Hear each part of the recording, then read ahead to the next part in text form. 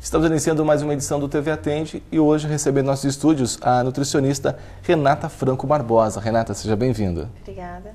É cada vez mais comum a presença de sódio nos alimentos e isso vem trazendo aí já problemas para as crianças.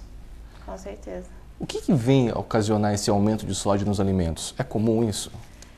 Olha, eu vejo assim, não o aumento de sódio nos alimentos, mas um aumento do consumo de alimentos com alto teor de sódio. O sódio em alguns alimentos ele é necessário por conta de conservação, de textura de alimentos, principalmente alimentos industrializados. Então, o consumo exagerado das crianças em alimentos embutidos, alimentos industrializados, os salgadinhos, os miojos, então isso leva ao aumento, consequentemente, ao aumento de sódio por parte das crianças e dos adultos em geral. Isso vem aumentando consideravelmente o consumo desses produtos nos últimos anos, né? Consideravelmente. Esse consumo a gente vê associado principalmente à obesidade.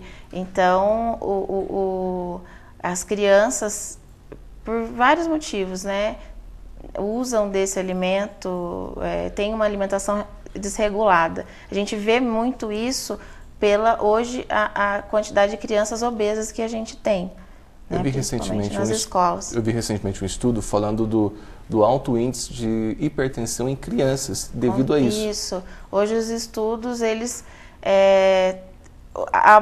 os adultos, hoje a gente sabe que a percentagem de adulto hipertenso é muito grande. Então a gente está tentando prevenir, né? Digo os profissionais de saúde, tentando prevenir essa hipertensão, a obesidade no adulto, trabalhando com a criança. Então, quando a gente foca no trabalho com a criança, a gente percebe o quanto, né, que tem crescido o número de crianças com hipertensão e obesidade, né, que elas estão associadas por uma má alimentação. No dia a dia, no trabalho com as crianças que vocês realizam, o que percebe-se para ver que elas consomem muito esses produtos com sódio? O que elas alegam? O que os pais dizem? Isso, um trabalho nosso na escola, a gente tenta fornecer uma alimentação equilibrada para as crianças. E todas as vezes que a gente trabalha a educação alimentar dentro da escola, a gente investiga o hábito alimentar dele em casa. E o que a gente percebe é, por exemplo, a correria do dia a dia, os alimentos prontos são mais fáceis. Então, os pais, geralmente, a mãe e o pai trabalham fora, ou essa criança fica com o avô ou com uma empregada, ou sozinhos. E é tudo mais fácil. O que é mais fácil? Um miojo, um pão com salsicha, um pão com presunto e queijo. Eles trocam a refeição, arroz, feijão, salada, carne, por esses alimentos que são mais fáceis, de preparo principalmente. E geralmente eles têm grande teor de sódio. Então a nossa investigação leva a isso. Essa falta de equilíbrio, né, na alimentação da criança em casa, e por conta dessa correria muitas vezes, né, que eles mesmos dizem isso, né? A salada acabando ficando de lado. Isso. É muito difícil. Fruta, você vê que as crianças não têm hábito de fruta, a salada. E é uma sequência, né? Eu acho que tudo começa desde lá do desmame dessa criança. Desmame precoce, começa a introduzir papinha muito cedo, né? Que até os 6 meses essa criança precisa só do leite materno. Então, às vezes, para trabalhar, começa desmame com 4 meses. Aí tem que cuidar dessa questão da introdução do sal na papinha. E aí eu acho que tudo vem daí. Desde do recém-nascido, né? E a formação de hábito, é o que eu disse, a gente aprende a comer. O sabor dos alimentos, a gente na língua, né, na papila gustativa, que a gente tem o sabor dos alimentos. E quanto mais estímulo, aí depois a gente sente falta daquilo, né? O sódio está no sal. Então, estudos também mostram que para a gente adaptar com menos sal, a gente precisa de 3 meses de uma alimentação branda em sal para que a gente possa adaptar, justamente por conta do hábito que a gente tem. Podemos afirmar que essa nova geração de crianças tem aí um alto índice de serem obesos, de ter hipertensão devido a esse excesso de sódio, essa má alimentação? É isso. A má alimentação leva ao excesso de sódio e à obesidade. É excesso e equilíbrio, né? A gente precisa do equilíbrio, de comer colorido, de comer frutas, verduras e legumes. A gente pode ter crianças que comem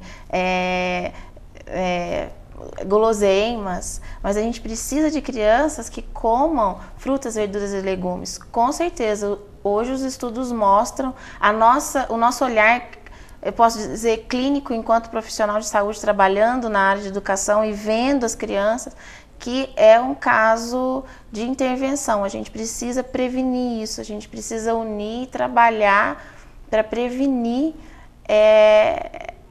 esse problema de saúde pública hoje que a gente diz, né? Que é a obesidade, hipertensão, colesterol alto, tudo consequente da alimentação desregulada, desregrada, desequilibrada. Você, como profissional de saúde, assusta em ouvir crianças com hipertensão, com alto índice de colesterol? Com certeza. Eu falo assim, a gente vive... Eu sou de uma geração, por exemplo, eu morei na fazenda. Eu só comia o pão da fazenda, a fruta da fazenda, suco da fazenda.